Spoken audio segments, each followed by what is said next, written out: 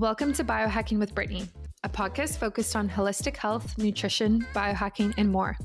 I'm your host, Brittany Ford, registered holistic nutritionist and self-proclaimed biohacker.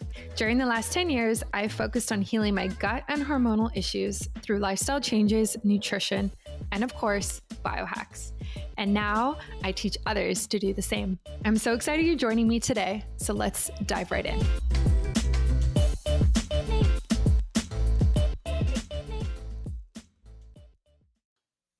Great. So, Manoli Lagos, welcome to the show. I am so excited to have you here. You are a wellness consultant that got certified through the Institute of Integrative Nutrition, which I've heard so many good things about in the States.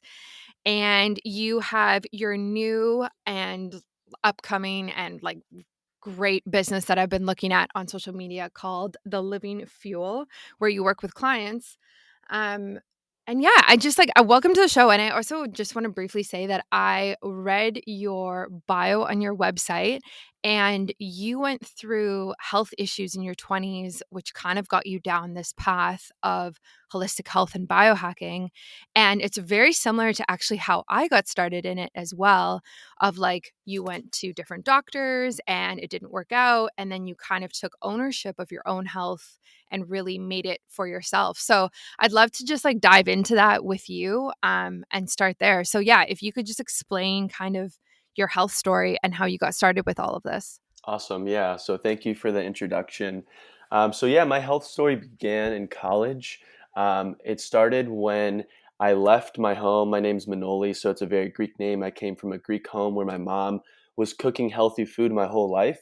So once I made that transition into college, I went from home cooked meals to cafeteria food, and my body really didn't know how to respond to that.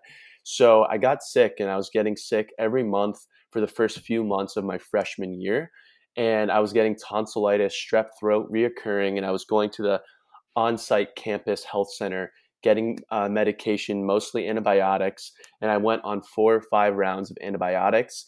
And after it came back the fourth or fifth time, I was like, something's up. I need to actually see what's going on here. So that's when I started looking into holistic medicine and specifically Chinese medicine. And I was connected with this great doctor, Dr. Holly, out of Clearwater, Florida, who is now moved on elsewhere, but she was the one who kind of opened my eyes to food as medicine and herbs as medicine. So the first thing she did on me was a gut test, which I had never had done before, and I did my first stool test.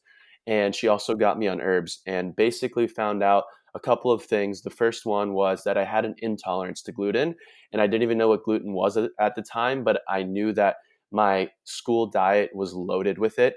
So I immediately got off the school meal plan, used that money to start buying groceries and start cooking my own food as a freshman, which most kids don't do that until they graduate college or until a little bit later in their life. So for me, that kind of jump started the whole process, and to me realizing that, hey, food is not just to fill you up and to give you energy. Food is actually medicine. So that was kind of the first epiphany I had of many epiphanies in my life. The later one came when I was working for PwC. So yeah, that's kind of how it all started, and that's what kind of got me into realizing that there's so much more to health than just working out and juicing. So that kind of was the first step for me. Yeah, that's so funny you say that because so many people do not realize that and just have no idea the power that your food actually has, and how it actually builds you up or it can break you down if you're not eating the right types of food. So that's just so amazing you went through that journey and you Hmm. figured that out for yourself, Hmm. especially at such a young age where most people, like you said, are eating cafeteria food, partying a lot, doing all sorts of things at the Yep. time. Yep. So the clients that you work with in your business now, are they did they go through a similar path to that or what does that look like? Yeah, that's a great question. So I do two types of work. I do corporate work, and I also do private wellness consulting and health coaching. So the corporate side of the business, I'm working with small to medium-sized businesses, helping them maintain a healthy employee population while lowering their healthcare cost by reducing risk. So that's through group coaching, workshops, one-on-one coaching with your executive groups. And then on the private side, I work with a pretty big mix of people, from Olympic athletes to everyday people, to families, to people like me and you, young professionals, entrepreneurs, people who just want to perform and feel better every day. That's really the type of person that I'm looking for, is someone who's motivated and someone who just wants to optimize their life on a daily basis. So I do work with a lot of bankers, consultants, people who work long hours, who really are motivated to make change, but they just don't know what to do and how to make some small changes every day that can have a big impact on their sleep, on how they feel, on their energy levels, and all the other important pillars of wellness. So I work with a variety of people, but with my background being a consultant working for PricewaterhouseCoopers for 4.5 years, those are the people that I can relate to the most, and also athletes, because I do have a background in sports, and I love working with athletes as well. Yeah, that's like quite a wide range of people that you work with, Hmm. but I would love to dive into working with professionals because that's a lot of the audience that I have and similar to the clients that I see. So, in terms of like signs and symptoms with these professional women and men that you're dealing with, like what are the common ones that you see? Like, is there a common thing that everyone seems to be dealing with in some manner? Yeah, I think, as a result of the demands of a corporate environment, a lot of people are suffering from chronic fatigue, burnout, and I would say mental focus and energy. So I really attribute that to mitochondrial decline. So I think a lot of people are suffering from their mitochondria in their body not functioning properly. So they're getting symptoms like brain fog, forgetfulness, crashes, maybe their endocrine system or their thyroid slightly out of whack. So those are kind of all the things that I contribute to that. And most people come to me just because, like I said, they want to feel better, they want to perform better, they don't want to rely on stimulants or medications like Adderall to just wake up and feel normal. And obviously, as a side effect of that, comes weight loss, comes aesthetics, comes losing body fat, and just feeling like a more highly functioning human. Totally. Yeah. Yeah, that makes a lot of sense.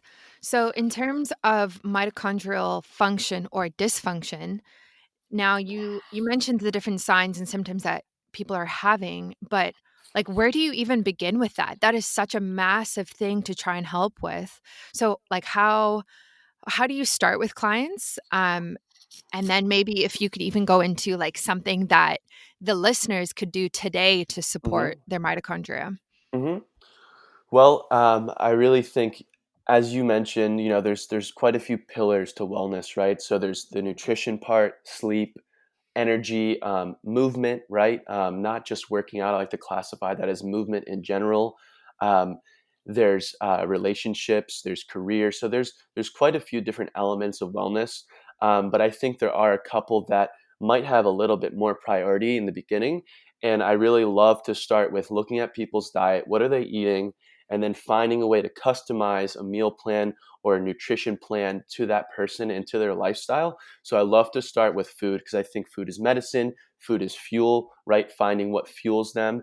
I think that's a good building block. And then I like to look at things like sleep, stress, even relationships, and then definitely tie movement in there and making sure they're getting movement into their daily routine. And not just in the form of the gym. It could be as simple as switching to a standing desk for a few hours during the daytime, taking the flight of stairs instead of taking the elevator, walking to work, commuting to work on a bike. So I just help people find ways to get movement into their routine. But like I said before, I really think nutrition is the building block for everything else. And once we get that in order, then we can focus on those other pillars of wellness. Right, exactly. It's so crazy because that's exactly not exactly, but so similar to what I work with clients on. And that's just what biohacking is holistic health, exactly like that. Like, it looks at everything that makes your mitochondria function better and make Hmm. you function better. Yep. So, for everyone listening, like, where can they start right now today? Like, how, like, just listening to all these different pillars, what is something that tangible that they can actually do today or right now? Yeah, so for everyone listening, let's talk mitochondria real quick. 101. The mitochondria are the little energy producing units in each of your cells. Your body has billions of them. If they were to stop working, you would die within seconds. So they're really important in how you feel and how you age. And as you get older, your mitochondria become less functional and they just decline in general, and you have less of them. So there's a lot of things we can do to help keep them from declining and to keep them strong as we age. So, one easy one that I'm sure your listeners have heard of is intermittent fasting. And I think that's a good building block, pretty much that most people, I recommend this to pretty much everyone. And it looks a little bit different for men as it does for women. So mitochondria, when you fast, right, you're giving your body a break, whether it's 16 hours, you're giving your digestive system a break from eating. And what that does is it allows your mitochondria to tap into a process, what's called autophagy. I'm sure you've heard of it. And that's when your mitochondria get rid of cellular waste and toxins in the body. And if you're constantly eating throughout the day and you're grazing, your mitochondria don't get a chance to tap into that autophagy process because they have to worry about digesting food. Um, so, in short, fasting is one of the easiest hacks that I think anyone can start with tomorrow because it's free.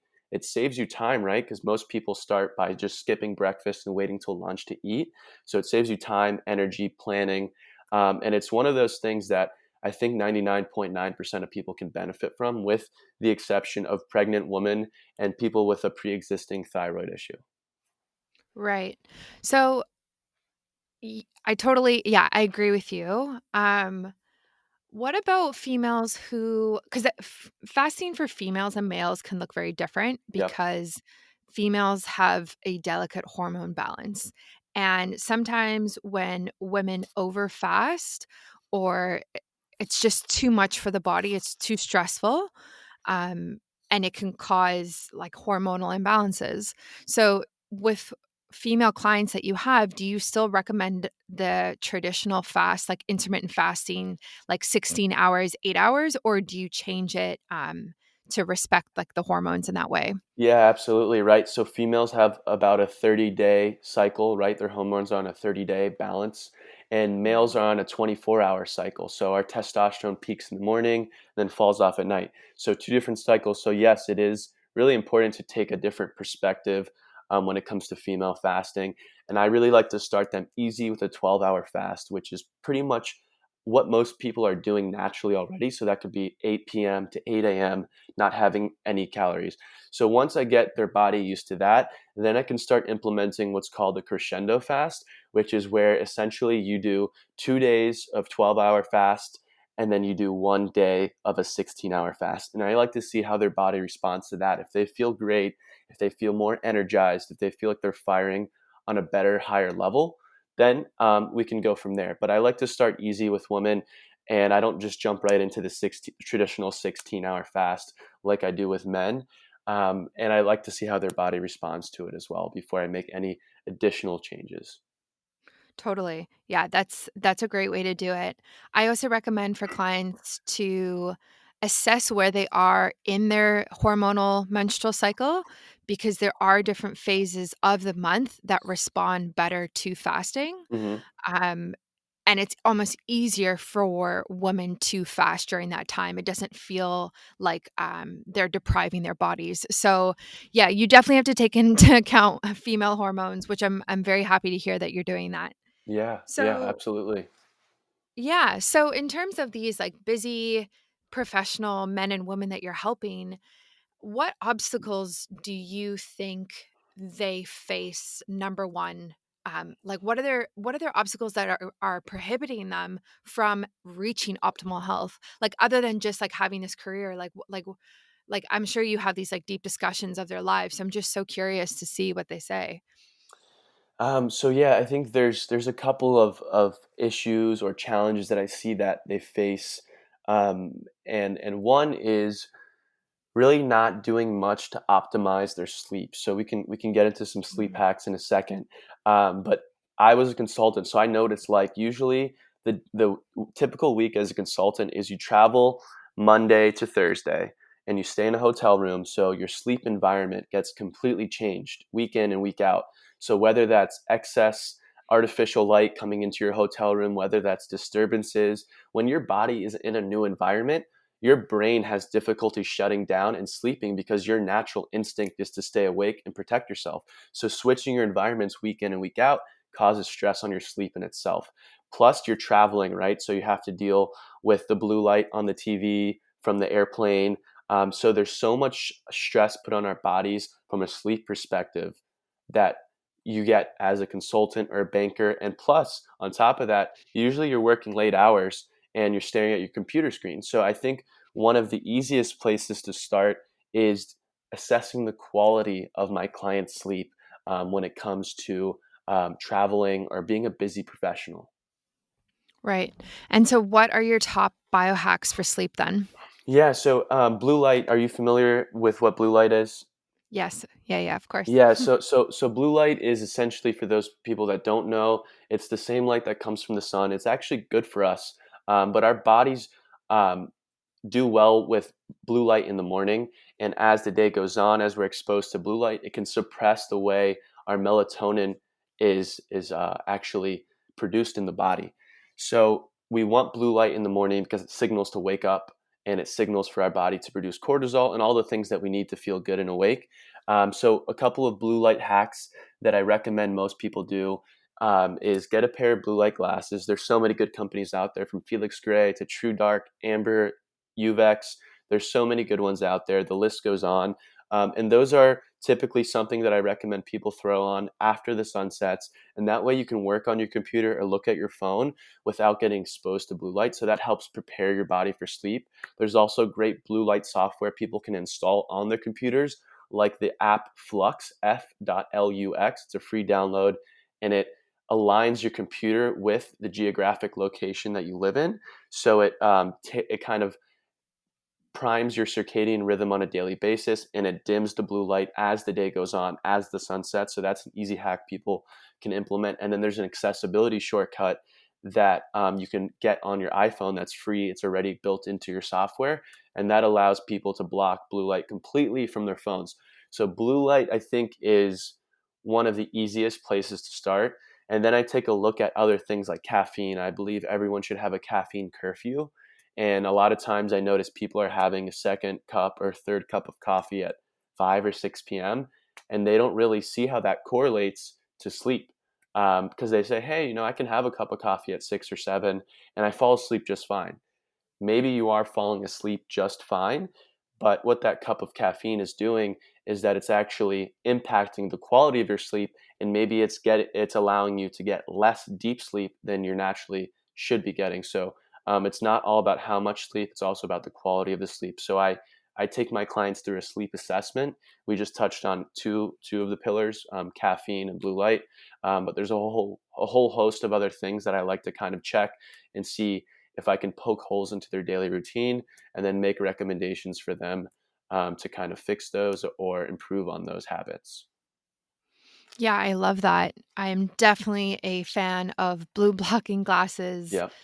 And honestly, once you start using them, going back to not using them, you are just like, how did I ever do this? It is so bright. Right. Right. Like, Yeah. I feel blinded. honestly, yeah, I feel blinded.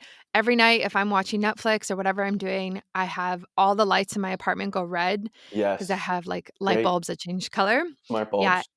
yeah. And Yep. then blue blocking glasses. And then I have Flux on and I turn my phone red too because I have that shortcut. Everything is red.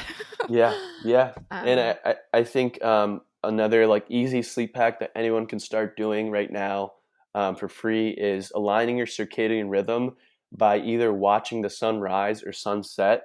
Even if you can just do it once a week, it's gonna do wonders for your body, just because it helps your body hone in on the circadian rhythm, and it really just helps realign it, so it kind of can take away some of the damaging effects of the excess blue light and junk light that we're exposed to on a daily basis. So I try to watch it at least every other day, at least the sunset.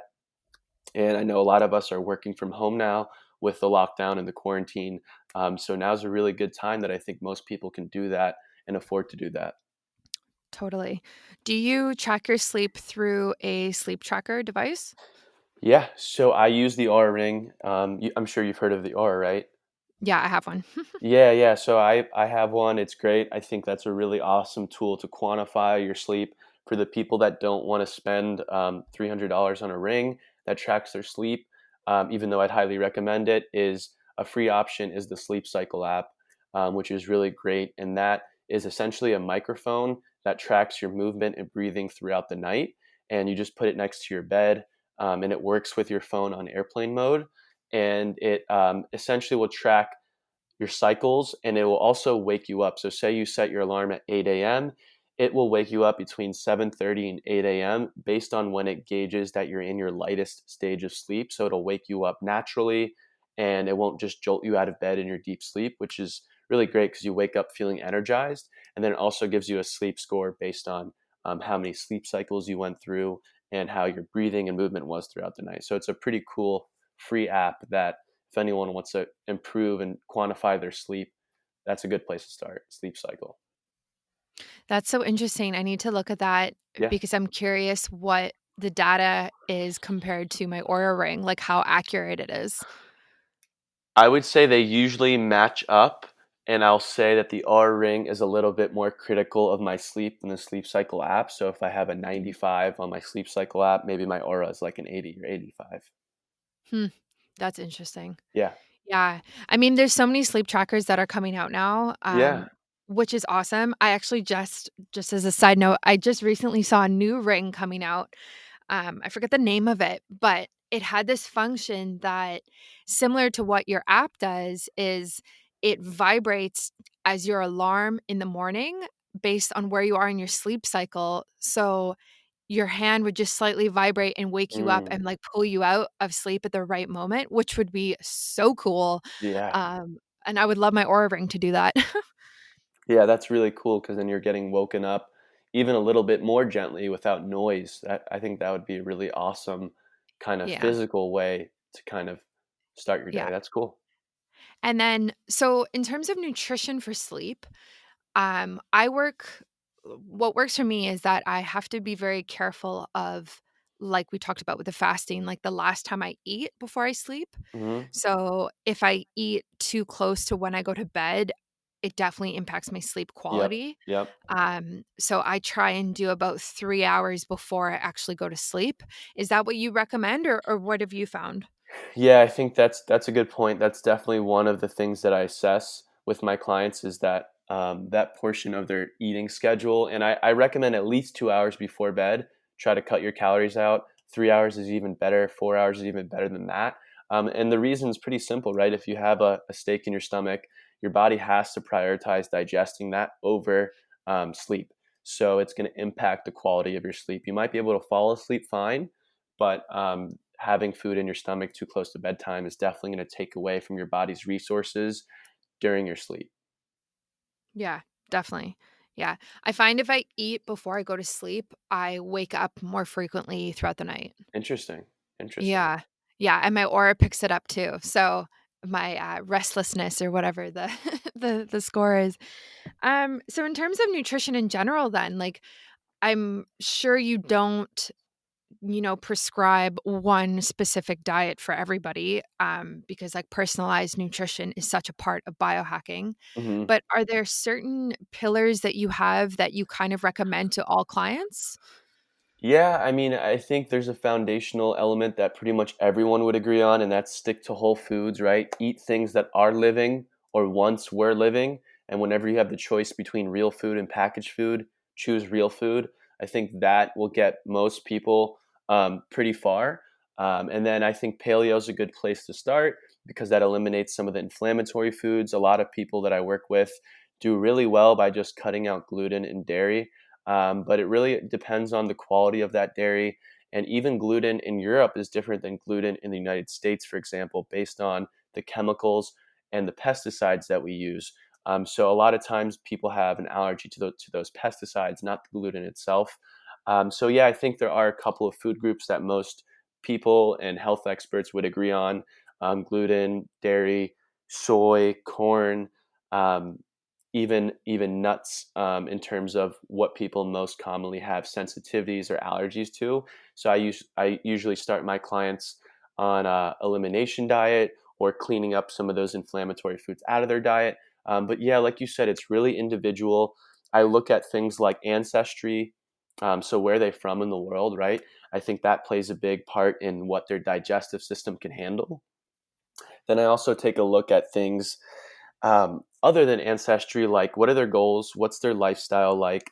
What's their blood type? That also has a pretty big role, plays a pretty big role in what their diet can look like.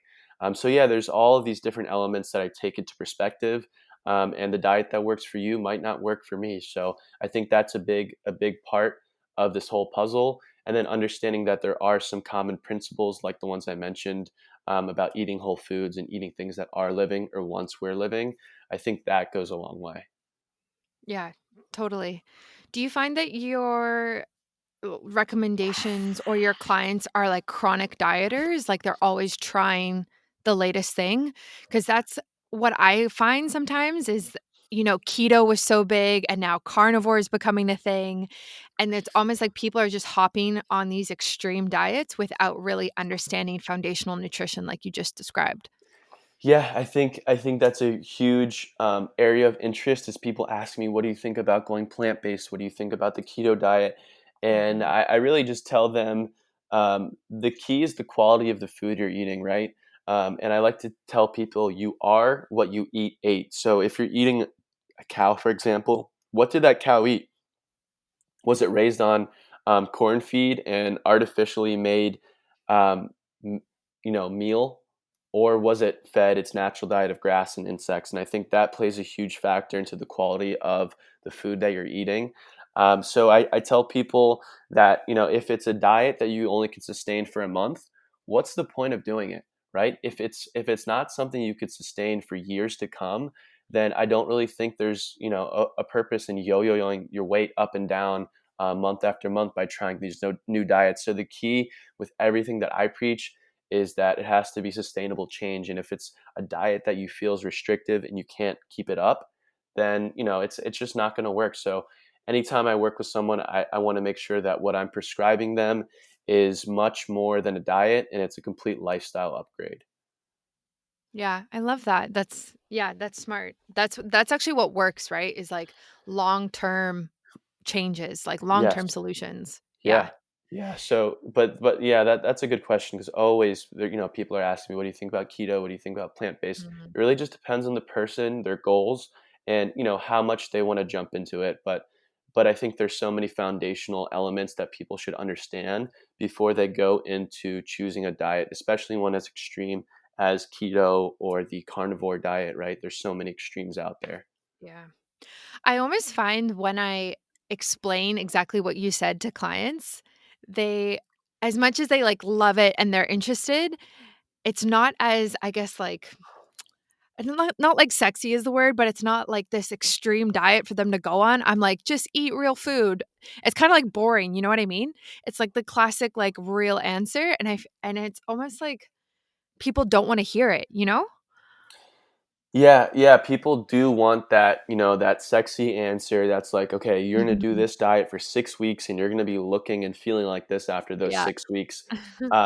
And I do give people some sort of like tips and tricks to help get there and expedite progress, whether it's through movement or fasting or adjusting their macros, right? I think that's a big thing, is taking a look at your macros.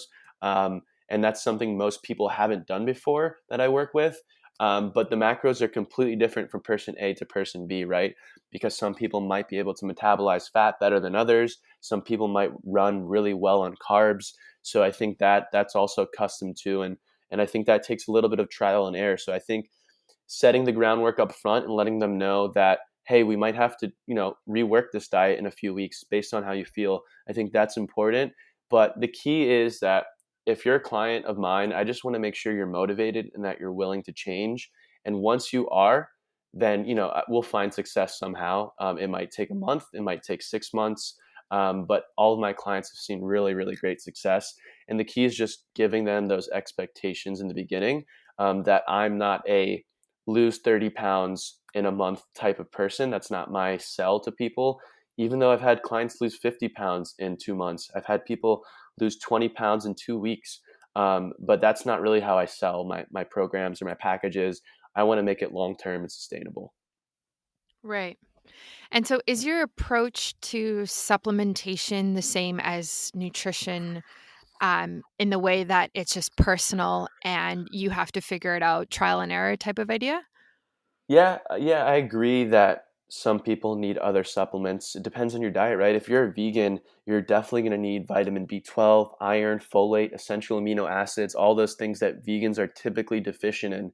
So that's why it's really important to think through the plan that you want to go on, and not just jump into an extreme diet without really knowing all the ins and outs of it, right? And how it's going to affect your body. So I do think supplements are kind of one of those things that it's very customized, but I also do think there's a couple of supplements. I call them the core four. They're on my website, on my shop page. And I think those can benefit most people. And they are vitamin D, right? Your body needs that to produce hormones, to even balance your mood, to increase testosterone, or even to produce normal amounts of testosterone. The other one's magnesium, that's responsible for over 300 processes in the body. So magnesium's super important. And then fish oil and a probiotic.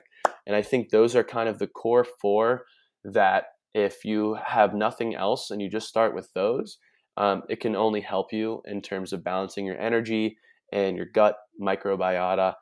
So I think those are a good place for most people to start. And then from there, I add in or subtract supplements based on, lifestyle, diet, goals, all those things. Yeah, I love that. The core 4, that's brilliant. Yeah, yeah. What do you think? Do you have a couple that you take or that you recommend your clients take? Yeah, I mean, I would say pretty similar to you and what you've said. I mean, in the winter in Canada, I'm, like, based in Vancouver, vitamin D is so important. Like, we Hmm. do not get enough sunshine, so that is a big, big thing, um, but it's also, like, looking at your food, what food sources are you getting of vitamin D?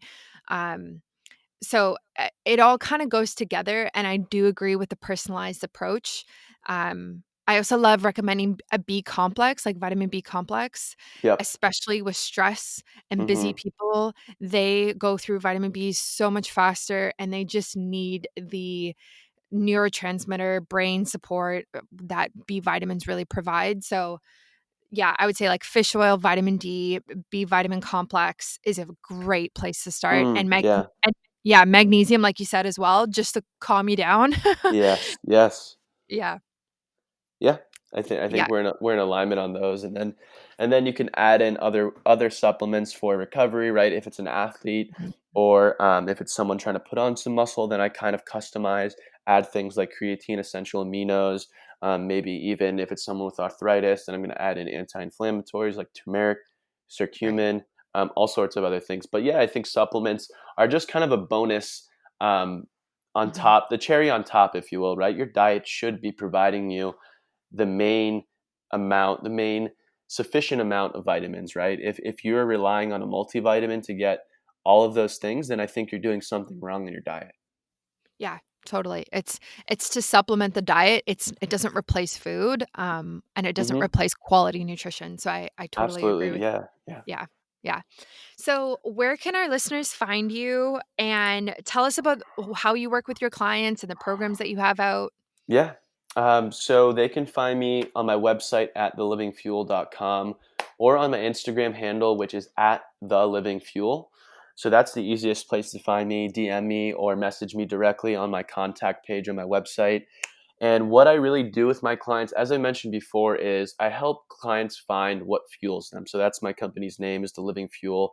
And I believe everyone has a source of inner fuel. And if that tank is on empty, then you're not going to function and you're not going to perform at your highest level.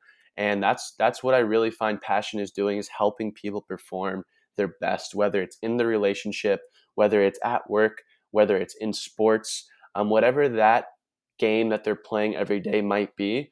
I love helping people just optimize their life. And I love doing it through biohacking and through all the things that we talked about: sleep, fasting, nutrition, recovery. There's so many more hacks that we didn't even get to touch on that I'd love to do in another episode with you. But I just like customizing people's routines, and it all starts with your daily routine. And then from there, that translates into much bigger success. So every person that I work with is completely customized, whether it's a business or an individual. Um, and I have a lot of fun with my clients, and I like to really build strong relationships with them. And like I said, it's all about finding what fuels them and doing that in a sustainable way. So that way it's something that they can, maintain for years and years to come, and it doesn't feel restrictive. Yeah, I love that. That's awesome. Well, Yeah. thank you so much for coming on the show and just like sharing so much. This was such a great episode. Yeah, Brittany, thank you for having me. I look forward to more conversations in the future, and hopefully I'll have my own podcast up maybe by the end of this year, and I'll interview you to get some of your tips and tricks as well. Yeah, I would love that. That sounds great. Awesome. Thanks again for having me.